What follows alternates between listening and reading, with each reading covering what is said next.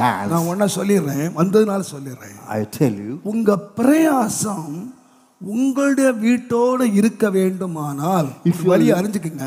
if your labor has got to stay in your own நீதிமொழிகளின் புஸ்தகம் 5ஆம் அதிகாரம், Proverbs 5th chapter, 10ஆம் வசனம் பாருங்க. 10th verse. அந்நியர் உன் செல்வத்தினால் திருப்தி அடைவார்கள். அந்நியர் உன்னுடைய செல்வத்தினால் திருப்தி அடைவார்கள். உன் பிரயாசத்தின் பலன், உன்னுடைய பிரயாசத்தினுடைய பலன் புறத்தியாருடைய வீட்டில் சேரும். புறத்தியாருடைய வீட்டிலே யாரு? In whose house? ஓ பிரயாசத்தினுடைய பலன் எங்க போகும்? What about the labor of your hand? Where would it go? புறத்தியான வீட்டுனா The house of a stranger. அடுத்தவங்க வீட்டுக்கு. The house of a stranger. சம்பாதிக்கிறது யாரு? Who's earning? நீ. You're earning. உழைக்கிறது யாரு? Who's laboring? நீ. You're laboring. சம்பளம் வாங்குறது யாரு? Who receives a wage? நீ. It's you. ஆனா அது எங்க போகுது? Where would it go? அடுத்தவங்க வீட்டுக்கு போகுது. It goes to the house of a stranger. யார் தெரியுமா அவன்? Who's he? இந்த 5ஆம் அதிகாரத்தை வாசித்து பாருங்க. You read this chapter. விபச்சாரக்காரனுடைய ஆஸ்தி. It's a wealth of an adulterer. ஒரு விதமாக சொல்வேனானால் குடும்பத்தோடு உறவு சரியில்லாத ஒரு மனுஷனுடைய ஆஸ்தி எங்க போகும்னு கேட்டீங்கன்னா புறத்தே விட்டு போகும். The wealth of a man, if his relationship is not proper in his house, it goes elsewhere. அதனால தான் சொல்லிட்டு சொன்னாரு, Therefore says, 18ஆம் வசனத்துல உன்னுடைய ஊற்றுக்கண் ஆசீர்வதிக்கப்படுவதாக. let your fountain be blessed.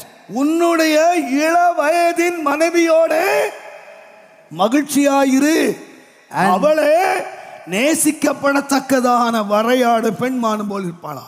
So let she be as a loving ஊற்றுக்கள் ஆசீர்வதிக்கப்படணும். Let thy fountain be blessed. ஆசீர்வதிக்கப்படணும். It ought to be blessed. ஒண்ணு நீ ஆசீர்வதிக்கப்படணும். You ought to be blessed. இல்லாட்டா If not, உன் சம்பாத்தியம் இன்னொரு வீட்டுக்கு போகணும். your wages would go to a stranger's house. இது காரணம் என்ன தெரியுமா? You know what's the cause? உன்னுடைய குடும்பத்தை சரியா வச்சுக்க. You ought to correct your family. இள வயதின் மனைவியோட நீ மகிழ்ந்துரு. Oh, and rejoice with the wife of thy youth. நான் திறந்தே சொல்றேன், I tell you, எங்கே உங்களுடைய குடும்ப உறவுக்குள்ளே தவறான உறவுகள் வந்து விட்டதோ, where wrong relationship சொத்து comes, இன்னொருத்த விட்டு போயிடும். your wealth will go elsewhere.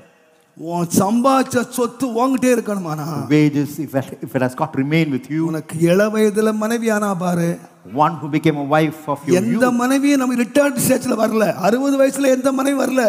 or no wife came எல்லா later. மனைவி இள வயதுல வந்தா, They came at a young age. அவ உனக்கு மகிழ்ச்சியா இருக்கட்டும். Let her be your joy. சுருக்கமா சொன்னா, In other words, அந்த உறவை நீ சரியா பரிபாலிச்சுக்க. You ought to rectify that relationship. இள வயதுல சாலமோனுக்கு அவங்க அப்பா ஏராளம் பொண்ணை சம்பாதிச்சு வச்சாரு.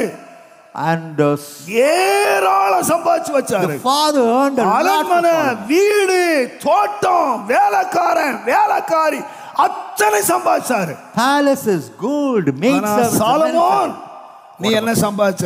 Solomon, what did you earn? 1000 பொண்ணுகளை சம்பாதிச்சேன். You earned 1000 girls. முடிவு என்னாச்சு? You know what's the ஒவ்வொரு பொண்ணுக்கு அரண்மனை கட்டினான். He built a palace. ஒவ்வொரு பொண்ணுக்கு சொத்துக்களை கொடுத்தான். And he கடைசி எப்படி முடிச்சான் தெரியுமா? How did he end? சஞ்சலம், Pain and agony. சஞ்சலம், வேதனை. Pain and agony. அதனால தான் அனுபவத்தோட எழுதி வச்சான். He wrote with experience. உன் மனைவியோட வச்சுக்கிட்டேன்னா தொந்தரவில்லை. There isn't any problem if your connection வெளிய வச்ச, if you keep your joy elsewhere. உன் சொத்துக்கு ஆபத்து. It's danger to your உன் wealth. பிரயாசத்துக்கு ஆபத்து. Danger to the labor. உன்னுடைய கையினுடைய பலனுக்கு ஆபத்து. Danger to the money that's there. இயேசுவின் நாமத்திலே எச்சரிக்கையா சொல்றேன். I tell you as a warning in the name of கர்த்தர் Jesus. உனக்கு ஒரு குடும்பம் வச்சிருக்கிறார். The Lord has given you a family. கர்த்தர் உனக்கு ஒரு மனைவியை வச்சிருக்கார். The Lord has given you a wife. அதோட நிறுத்திக்க. Stop with that. அதோட நிறுத்திக்க. Stop with that. அதிலே மகளு. You rejoice in that. அந்த குடும்ப உறவிலே மகளு. Rejoice in your family relationship. ஏழ வயதிலே மாத்திரமல்ல, வயோதிபத்திலேயும். Not only when you were young, even when you are old. அங்கதான் இருக்கணும். Your relationship should be அந்த there. மகிழ்ச்சி divert ஆகுமானால், If that joy is being diverted, உன் சொத்துக்கு ஆபத்து. that's danger lurking for your wealth. பிரயாசத்துக்கு ஆபத்து. Danger for your நீ effort. பட்ட பாடுகளுக்கெல்லாம் ஆபத்து. Danger for all the labor. that you எல்லாம் have taken. ஆபத்து. There's danger for everything. ஆகலாம் தான் ஞானி சொன்னான், Therefore the wise man says, உன் ஊற்றுக்கண் ஆசீர்வதிக்கப்படணுமாப்பா, whether your fountain has got to be blessed, உன் மனைவியோட மகிழ்ச்சியா இருப்பா. Rejoice with the wife of the youth. வேசியோட மகிழ்ந்துடாதப்பா. Do not go with harlots. சொத்துக்கு ஆபத்துல வந்துரும். There will be a danger for your wealth. நான் எல்லா பயத்தோடும் எல்லா தாழ்மையோட சொல்லுவேன். I tell you with all fear and humility. வேதம் எவ்வளவு காரியங்களை உங்களுடைய ஆசீர்வாதத்துக்கு எழுதி வைத்திருக்கிறது. How beautifully the word of God is written for your blessings. நாளைக்கு துக்கமான காரியம். But this is something sorrowful. நம்முடைய மகிழ்ச்சி நாம் எங்கேயோ தேடுறோம். We seek our joy elsewhere. எல்லாத்தையும் இழந்து சபைக்குள்ளும் சங்கத்துக்குள்ளும் வேதனைக்குரியவர்களாக நாம் மாறி போறோம். We lose everything and become men of agony and pain. Read your Bible. Follow your Bible. Just follow. வேதத்தை வாசி. Read your Bible. வேதத்தை நேசி. Love your Bible. வேதத்தை தியானி. Meditate on your Bible. உன்னை காத்துக்கொள். So preserve yourself. கர்த்தர் உன்னை என்ன ஆக்கணும் தெரியுமா? What should the Lord make you? ஒன்றுமில்லாத கைய From nothing. உன்னை தலைவனா மாற்றணும்னு ஆண்டவர் விரும்புறார். God desires to make you as a leader of a family. வேண்டியதெல்லாம் இருக்கிற சொல்லத்தக்கதா.